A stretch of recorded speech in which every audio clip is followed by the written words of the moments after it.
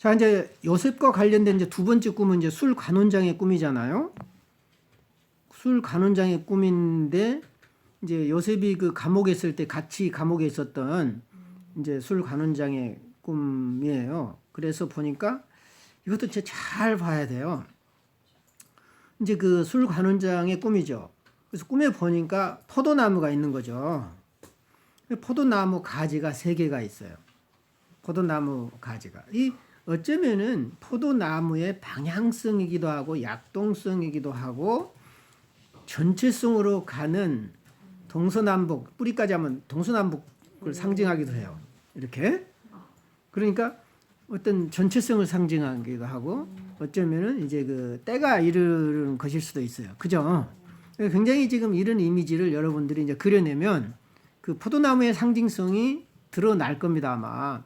그리고 이제 포도나무 자체가 생명이죠. 그리고 또 포도가 빨강색하고 연계돼 있어요. 그래서 거기서 싹이 나고 꽃이 피고 포도송이가 있고 성장 과정이죠. 무르익는 과정. 재미난 거는 자기 손에 이 이집트의 왕인 파라오의 술잔이 있는 거죠. 자기 손에. 이게 이제 중요한 이미지인 거예요. 파라오의 술잔이 자기 손에 있는 거죠. 근데 그 다음 이야기에서 나오는 떡을 굽는 사람은 없어요. 그런 게 나오지 않아요. 이제 잘 봐야 돼요, 이거를. 아, 파라오에게 주기 위한 떡이라고만 돼 있지, 어떤 파라오가 먹는 뭐 접시라든가, 파라오가 쓰는 도구라든가, 이런 거 없는 거예요. 이거는 파라오 거예요. 파라오의 잔을 들고 있어요. 이 얘기는 상당한 의미가 있죠. 다시 말하면, 술 맡은 관원장이 그 파라오 것을 소유하거나 가질 수 있는 중요한 역할을 하고 있고, 그리고 이 파라오의 잔은 파라오 자신인 거죠. 어찌면은 파라오 자신을 맡긴 거잖아요. 결국 그 얘기는 이 파라오의 잔을 갖고 있다는 사실 하나만으로도 파라오와 그 이 술 맡은 관원장이 재결합할 수 있고 좋은 징조가 있겠다. 그런 짐작이 들죠. 이제는 뭐 단순하게 너 구원 받을 거야 이것이 아니고 우리는 꿈을 객관적으로 해석을 하는 거예요. 쭉 이제 상징적으로 해석을 해보는 거죠. 그래서 이제 포도를 따고 그 즙을 파라오의 잔에 짜서 이제 파라오에게 줬다. 그러니까 이제 요셉은 이제 사흘 안에 이제 회복될 거다 이렇게 해석을 하잖아요. 맞잖아요. 어찌 보면. 근데 이제 우리는 이제 심리적으로 또 융의 또 꿈의 분석 방법론으로 볼 때 뭐 네가 3일 후에 복직될 거야 이렇게는 안 해요. 적어도 이것은 네가 너의 생명을 회복할 수 있는 꿈이고, 이제 어쩌면은 파라오도 어쩌면 네 안에 있는 전체성의 상징이고 태양의 상징이고 네 안에 있는 왕권의 상징이잖아요. 그럼 네가 갖고 있는 고귀함과 동화될 수 있고 연합할 수 있고 네 안에 있는 왕권을 회복할 수 있는 기회가 될 수도 있는 거죠. 그러니까 해석이 심리학적인 해석과 다르긴 하지만 내용은 같아요. 그래서 이제 이거를 이제 떡 간원장의 꿈은 이제 꿈하고 이제 같이 이제 보기 위해서 떡 간원장의 꿈도 이제 먼저 보자면 이제 좀 달라요. 뭐가 다르냐? 자기도 이제 보니까 흰떡 새 광주래. 이제 이게 상당히 신기한 거예요. 흰떡 새 광주래가 내 머리에 있어요. 오케이.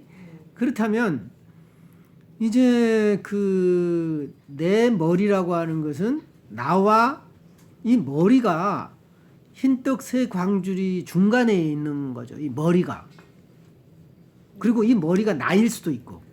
그러니까 머리가 나를 대변하는 것일 수도 있고, 나와 그 흰떡 새 광주와 중간에 머리가 있다라고 볼 수도 있어요. 그러니까 머리는 주체를 대변하는 이제 보조적인 인격일 수도 있고, 아니면은 뭔가 그 새 강주리와 나하고 연계짓는 중간 매체일 수도 있어요. 그럴 가능성이 커요, 지금. 굉장히 크다고요. 거기서 보면은 그러니까 다양하게 이제 해석을 해보는 거죠. 이게 도대체 머리가 뭘까? 왜 이렇게 머리에 일까? 당연하지 않냐? 이렇게 당연한 거 아무것도 없어요. 항상 세밀하게 분석에 들어가는 세밀한 부분까지. 그리고 왜 그 흰색일까? 여기도 이제 굉장히 핵심적인 얘기가 있죠.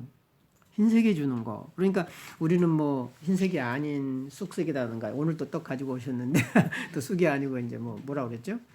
그 못이 그리고 이제 쑥하고 비슷한 색이잖아요. 그리고 이제 또 다른 팥 그 색도 있고요. 뭐 여러 가지 이제 그 뭐야 색이 있는데 흰떡이다. 이것은 두 가지 의미가 있죠. 백설기라 그래가지고 우리가 굉장히 좋아하잖아요. 그리고 어린아이 100일 때 또 그 떡은 또 하얀색으로 많이 또 백설기 떡도 하기도 하고. 근데 보통 흰떡이라고 하는 것은 죽음을 의미해요. 그러니까 순수함을 의미하기도 하지만 흰색이라고 하는 것은 죽음을 의미하기도 하죠. 그러니까 여기서는 어린아이처럼 순수한 의미보다 죽음을 예고하는 듯한 그런 이제 느낌이 드는 거죠.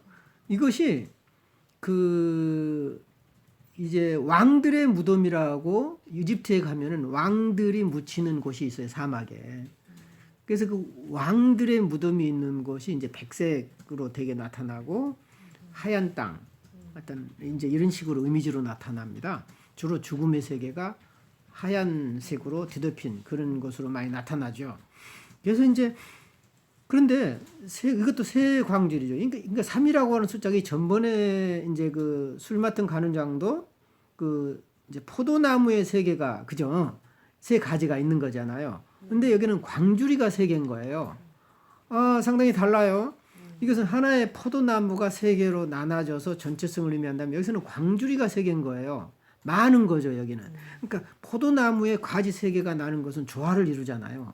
근데 이 광주리가 세 개가 있는 것은 많다. 좀 이제 많다. 이제 이런 느낌? 이제 세 개까지 이거 필요할까? 이거 뭔데 이렇게 세 개가 있지? 뭔가 이제 때를 알려니 3이라고 하는 것은 그 완전수이기도 하고요. 4로 가는 바로 전 단계이기도 해요. 4가 더 완전한 거거든. 그래서 이제 때가 이르렀다. 되게 이런 뜻입니다. 때가 이르러서 그런 뜻이지 뭐 3일 후에 이것은 3일로 해석을 한 거죠. 그래서 이제 보면은 광주리라고 하는 것은 뭐예요? 이것도 이제 모성하고 관련이 있죠. 광주리는 뭐를 담아내는 거죠. 어쩌면은 음식과 관련돼 있고 먹을 것과 관련돼 있고 또 에너지와 관련돼 있고 엄마의 젖과 같은 그런 모성적 그 에너지하고도 관련이 있습니다. 뭔가 모성적 에너지가 많다라고도 볼 수 있고 조짐이 좀 약간 불길하거나 좀 안 좋다라고 볼 수도 있어요. 근데 이제 맨 윗광주리에 그 왕인 파라오를 위해서 만든 각종 음식이 있는데 새들이 먹어버려요. 자, 파라오가 먹을 거를 새들이 먹어버려요. 이거 굉장히 조짐이 안 좋죠. 이게 하얀 떡도 조짐이 안 좋은데 이거 왕이 먹어야 될 거를 새들이 먹었다? 그러면 결국은 이 사람이 관리를 잘못했거나 아니면 누가 훔쳐갔거나 이제 뭔가 그 모종의 음모 어쩌면은 그 왕권을 탈취하려고 하는 그 모종의 음모로 볼 수도 있거든요. 이 새는요 검은 악마 내지는 흉악한 영혼 어쩌면 이런 식으로도 해석이 되거든요. 그러니까 뭔가 그 파라오를 위협하든지 아니면 파라오의 음식을 먹었다라고 하는 것은 파라오를 제거하거나 도전하겠다는 뜻이거든요. 자, 굉장히 지금 많은 해석이 지금 이거 가지고 나올 수 있잖아요. 그죠? 그래서 여러분들이 이게 꿈 분석이 간단한 게 아니구나. 예전에 내가 한 15년 전에 썼던 그 요셉의 꿈 분석하고는 지금하고는 차원이 너무너무 달라요. 너무 다른 차원에서 내가 지금 분석을 하고 있어요.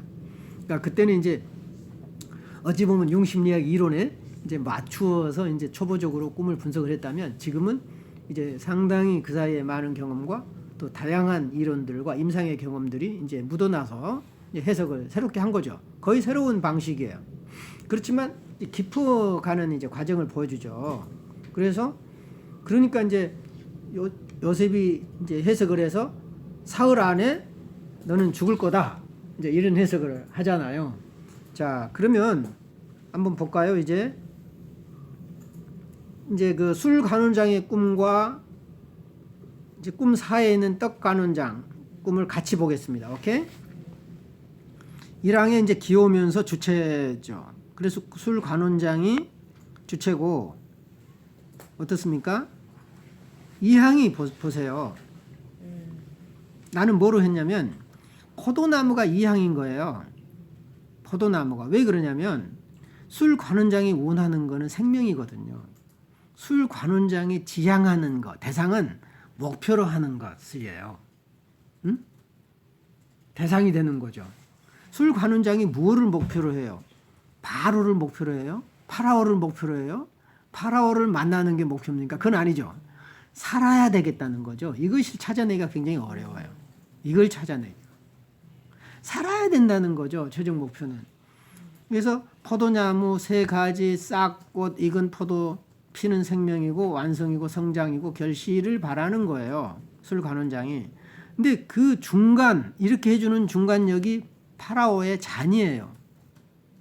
파라오의 잔이 생명으로 연결해주는 중간 매체 역할을 하는 거죠. 그렇죠? 그리고 이 파라오의 잔은 뭐예요? 포도를 담아내는 용기, 생명을 담아내는 용기예요. 그릇.